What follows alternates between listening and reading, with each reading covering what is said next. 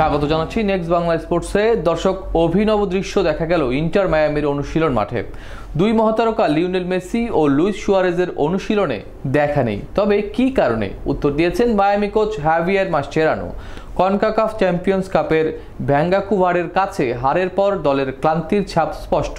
আর তাই coach হাভিয়ার Mascherano নিশ্চিত করেছেন দল গঠনে আসতে চলেছে বড় সড় রদবদল। বিস্তারিত থাকছে ডেস্ক রিপোর্টে।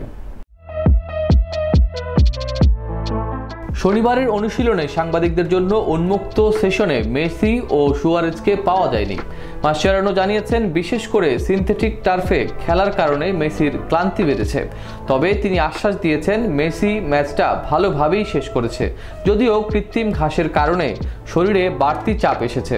শুধু মেসি সুয়ারেজই নন, গোলরক্ষক অস্কার উস্তারি অনুশীলনে দলের সঙ্গে ছিলেন না এবং সার্জিও বুস্কেটস আলাদাভাবে কাজ করেছেন। ফলে স্পষ্ট ক্লান্তি ও টানা ভ্রমণ ইন্টার মায়ামি দলের শরীরে ছাপ ফেলেছে।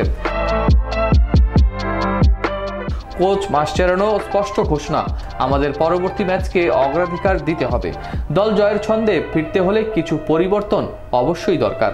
উল্লেখ্য, ভ্যাঙ্কুভারে 2-0 ব্যবধানে হারের ধাক্কা সামলে রোববার এফসি ডালাসের বিপক্ষে মাঠে নামবে মায়ামি। বর্তমানে ইন্টার মায়ামি ঘন ঘন ম্যাচ খেলার চাপে পড়েছে। মেসি এবারের MLS মৌসুমের দলের 8 ম্যাচের 6টিতেই অংশ নিয়েছেন, যার মধ্যে 5টিতে ছিলেন শুরুর একাদশে। ভ্রমণ ক্লান্তি নিয়ে মাসচেরানো বলেন, 72 ঘন্টারও কম সময়ে 6 ঘন্টার সফর করে খেলা কঠিন। এটা টরন্টোর বিপক্ষে খেলার মতো ছিল না, কারণ তখন পুনরুদ্ধারের সময় বেশি ছিল। রোববার এফসি ডালাসের বিরুদ্ধে ইন্টার মায়ামির ঘরের মাঠে মহা গুরুত্বপূর্ণ ম্যাচ। মেসি ও সুয়ারেজ খেলবেন কিনা তা এখনো নিশ্চিত নয়। তবে পরিবর্তিত একাদশে দারুণ কিছু চমক অপেক্ষা করতেই পারে।